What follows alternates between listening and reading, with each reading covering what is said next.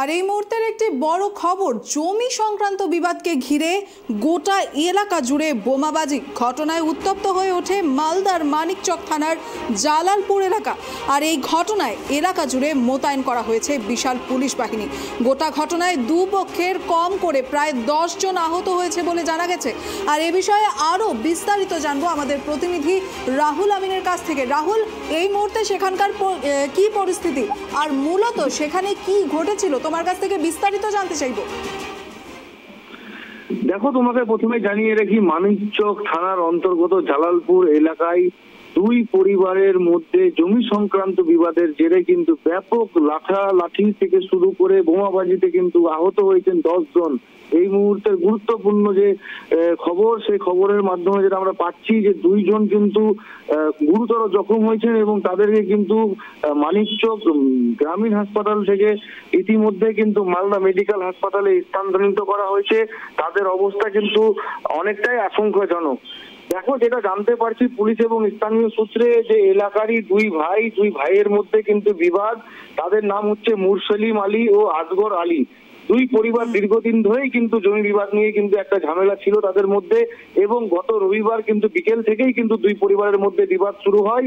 সেই বিবাদ কিন্তু সকাল হতে হতে কিন্তু হাতাহাতি এবং লাফালাফিতে কিন্তু জড়িয়ে পড়েন দুই পরিবার, এবং সেই মুহূর্তের কিন্তু একটি ভিডিও ভাইরাল হয়েছে, যেটি সোশ্যাল মিডিয়াতে কিন্তু দেখা যাচ্ছে যে দুই পরিবারের যারা লোকজন রয়েছেন তারা কিন্তু একে অপরের উপরে কিন্তু লাঠি নিয়ে চড়াও হচ্ছেন এবং হাসুয়া নিয়ে চড়াও হচ্ছেন। সেটাতে কিন্তু থেমে থাকেননি তারা, রীতিমতো পর 2 থেকে 3টি বোমা কিন্তু ফাটানো হয়েছে। তারপরে সেই বোমার আঘাতে কিন্তু স্থানীয় বাসিন্দা থেকে শুরু করে ওই পরিবারেরই কিন্তু 10 জন কিন্তু সেইখানেই কিন্তু লুটিয়ে পড়েন এবং তাদেরকে সেখান থেকে রাহুল, এই যে তুমি যে ইতিমধ্যে বললে যে বোমা বিস্ফোরণ করা হয়েছে, এই বোমা তাদের কাছে কোথা থেকে এলো? একেবারে এই বোমা কোথা থেকে এলো, কিভাবে তারা এই বোমা বিস্ফোরণ ঘটালো, সমস্তটা কিন্তু তদন্ত সাপেক্ষ। ঘটনার খবর পেয়ে কিন্তু ঘটনাস্থলে মানিকচক থানার আইসি এবং মানিকচক থানার কিন্তু বিশাল পুলিশ বাহিনী গোটা এলাকা কিন্তু ঘিরে রেখেছে, এবং যারা আহত হয়েছেন তাদেরকে ঘটনাস্থল থেকে উদ্ধার করে মানিকচক গ্রামীণ হাসপাতালে নিয়ে আসা হয়। সেখান থেকে কিন্তু চিকিৎসকরা তারা কিন্তু চিকিৎসা চালাচ্ছেন, এবং পুলিশ কিন্তু অপরদিকে কিন্তু এলাকা কিন্তু ঘিরে রেখে তল্লাশি চালাচ্ছে যে এলাকাতে বোমা কোথা থেকে আসলো এবং এই বোমা কারা নিয়ে এসেছিল, এই বোমা কিভাবে বিস্ফোরণ ঘটলো, কারা এই বোমা বিস্ফোরণ ঘটালো, সমস্তটা কিন্তু পুলিশ খতিয়ে দেখছে। তোমাকে জানিয়ে রাখি, প্রত্যেকটা বাড়ির আনাচে কানাচে কিন্তু পুলিশ কিন্তু সেই বোমা কিন্তু সার্চ করছে, এবং আরো বোমা থাকতে পারে বলে পুলিশ কিন্তু অনুমান করছে, এবং এলাকা কিন্তু একবারে পুরো শূন্য হয়ে রয়েছে, এবং পুলিশ কিন্তু গোটা এলাকা কিন্তু তল্লাশি শুরু করেছে। ঈশা, রাহুল, এই যে এদের মধ্যে যে জমি বিবাদ নিয়ে যে বিবাদটা চলছে, সেটা মূলত কবের থেকে চলছে, বা এ নিয়ে পাড়া প্রতিবেশীতে এর আগে কি কোনো প্রভাব পড়েনি? দেখো, এই যে জমি বিবাদ সেটা কিন্তু দীর্ঘদিন ধরেই চলছে, এবং এই জমিকে কেন্দ্র করে কিন্তু কয়েকবার সালিসি সভাও বসেছে গ্রামে, কিন্তু সামনে কিন্তু পঞ্চায়েত নির্বাচনের একটা কিন্তু রাজনৈতিক চর্চাও কিন্তু এখানে আসছে। এই যে আসগর আলী ও মুরসলিম শেখ, এরা কিন্তু দুইজন কিন্তু দুই ভাই এবং 2টি দল করেন, একজন করেন তৃণমূল কংগ্রেস, একজন করেন বিজেপি।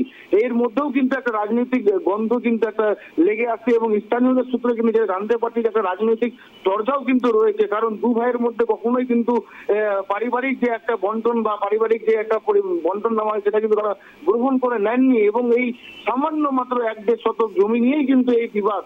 তারপরে কিন্তু এটাকে এখন কিন্তু রাজনৈতিক রং লাগানোর চেষ্টা চলছে, এবং পরিবারের লোকেরা যেটা অভিযোগ করছে যে তারা তৃণমূল কংগ্রেস করে বলে তাদের বাড়িতে বোমাবাজি করেছে বিজেপির লোকেরা, এবং অপরদিকে যে মুরসলিম রয়েছে সে কিন্তু বিজেপি করে, এবং তারা দাবি করে যে তৃণমূলের আসগর আলী তারা কিন্তু আমাদের বাড়িতে বোমাবাজি করেছে। কিন্তু গোটাটাই কিন্তু এখন তদন্ত সাপেক্ষ, পুলিশ কিন্তু গোটা ঘটনার কিন্তু তদন্ত শুরু করেছে। দিশা, রাহুল, এই বিষয়ে সেখানকার প্রতিবেশীদের, অর্থাৎ তাদের প্রতিবেশীদের কি কোনো প্রতিক্রিয়া উঠে এসেছে, বা এলাকায় এই মুহূর্তে এলাকাবাসীদের মধ্যে কি ধরনের পরিস্থিতি বিরাজ করছে? দেখো, অবশ্যই এই বোমা বিস্ফোরণের পরে কিন্তু এলাকাবাসী কিন্তু আতঙ্কে রয়েছে। যেমনটা তোমাকে বললাম, পুরুষ শূন্য হয়ে রয়েছে গোটা এলাকায় কিন্তু পুরুষ মানুষ নেই, শুধু মহিলারাই রয়েছে এলাকায়। আমরা যখন কথা বলতে যাচ্ছি, মহিলারা কিন্তু ভয়ে কিন্তু সংবাদ মাধ্যমের সাথে কিন্তু কথা বলতে চাইছেন না। স্থানীয় বাসিন্দাদেরকে কিন্তু রীতিমতো আতঙ্কে রয়েছে, একটা চাঞ্চল্যকর পরিস্থিতি রয়েছে। কারণ পরপর 2-3টি বোমার আঘাতে কিন্তু বিস্ফোরণের জেরে কিন্তু 10 জন আহত হয়েছেন এবং তারা কিন্তু নিজের ঘরেই রয়েছেন এবং ঘরের বাইরে কিন্তু কেউ আসছেন না। গোটা এলাকায় কিন্তু পুলিশ নজরদারি চালাচ্ছে এবং পুলিশ কিন্তু তল্লাশি অভিযান শুরু করেছে। এই মুহূর্তে কিন্তু পুলিশের তরফেও কিন্তু সংবাদ মাধ্যমকে কোনো কিছু জানানো হচ্ছে না। তো পুলিশের তরফে যেটা জানানো হচ্ছে যে গোটা ঘটনা কিন্তু তদন্ত করে দেখা হবে, কি কারণে এই ঘটনা, কেন বোমা বিস্ফোরণ হলো, কি জন্য এই বোমা বিস্ফোরণ ঘটেছে, সমস্ত কিন্তু তদন্ত সাপেক্ষ এবং তদন্তের মাধ্যমেই কিন্তু এটা বেরিয়ে আসবে। ধন্যবাদ রাহুল।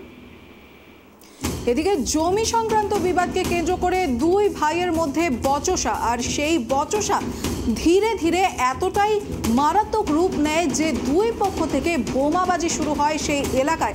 আর বর্তমানে সেই গোটা এলাকা কিন্তু আতঙ্কের মধ্যে রয়েছে। আর এদিকে সেই এলাকা জুড়ে মোতায়েন করা হয়েছে বিশাল পুলিশ বাহিনী এবং পুলিশও কিন্তু জোর কদমে তদন্ত চালাচ্ছে।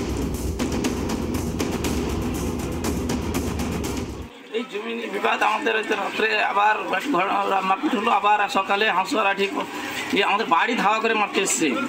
রোডে আমাদের বাড়ি, আমাদের রোডের উপরে এসছে মারতে। কারা? আজকের ছেলেপেলে মোটামুটি প্রায় 20-25 জন।